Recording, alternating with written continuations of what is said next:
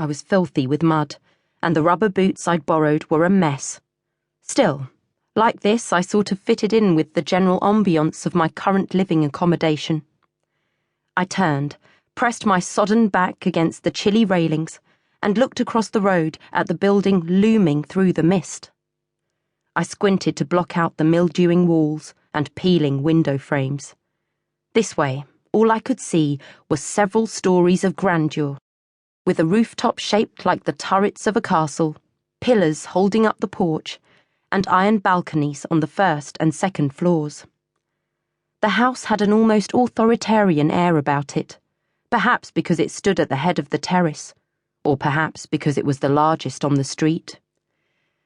However, once I opened my eyes properly and crossed the road, there was no escaping the rust eating away the balconies, and from the pathway I could make out the cracked basement window held together with masking tape, the scrags of tinsel up on the second floor, although it was 9 months after Christmas, and the badly punctuated "Rooms to Let" sign pasted to the door.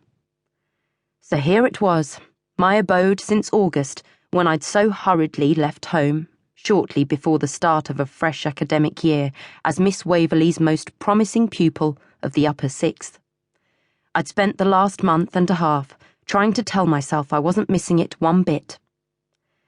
I climbed the 5 steps up to the covered doorway, my feet sloshing inside the boots. As always, I stopped to look up at the oddly beautiful stained glass window overhead. The hallway light was on, illuminating the vines and tulips that formed in red and green the name of my new home, Castaway House. I dug muddy fingers into the pockets of the raincoat to find my keys. Inside, some sort of argument was going on. 2 men. I heard the rumble of voices back and forth. I pushed my key into the lock and recognized Johnny's voice, telling someone to get out or else. I braced myself, wished there was another way in, and twisted open the door. As soon as I stepped onto the mat, the timer light blinked off and I was left in the dark. I swallowed, punched the switch back on, and the hallway jumped into a dull yellow glare. I was standing between the 2 doorways. The second one was always open, revealing a great expanse of hall, the dirty flagstones covered with a constant carpet of grit, sand, sweet wrappers, and cigarette ends. Johnny was wearing his good suit, and his neck was red with irritation. Facing him was an old tramp, swaying against the snail-shell end of the banister.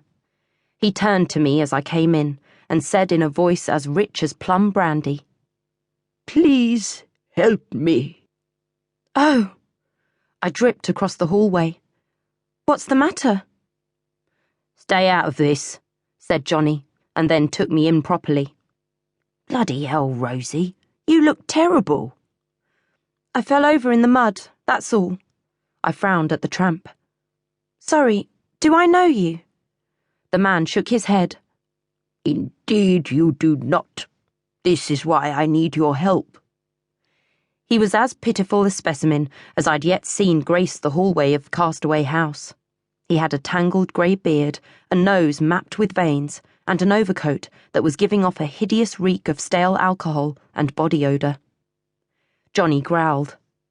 "Look, pal, you don't live here and you're pissed, so do us a favour and get lost, all right?"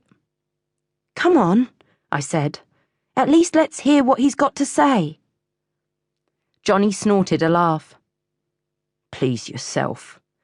He waved me vaguely towards the tramp. "And you can get rid of him after." I smiled encouragingly at the man. "Go on. What is it?" He staggered slightly and cleared his throat. "I have made a journey," he boomed.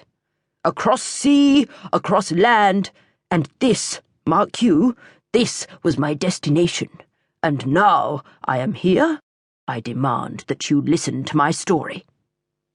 "Okay," I said, a little uncertainly. Johnny winked at me. The man smiled, revealing a row of rotting teeth. He patted the pockets of his overcoat. "I have something here, something to show you."